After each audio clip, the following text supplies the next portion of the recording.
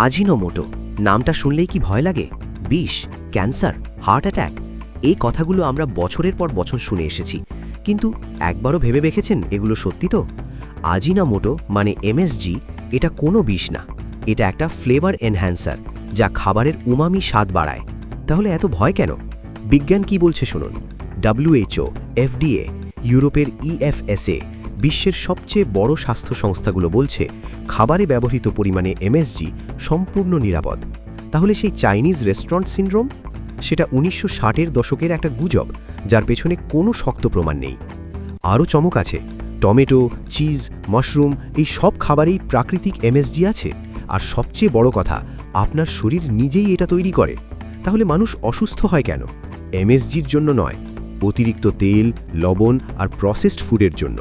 হ্যাঁ, খুব অল্প কিছু মানুষ সেনসিটিভ হতে পারেন, তাদের সাবধান থাকা দরকার, কিন্তু বাকি সবার জন্য আজিনোমোটো বিষ নয়, বিষ হলো ভুল তথ্য।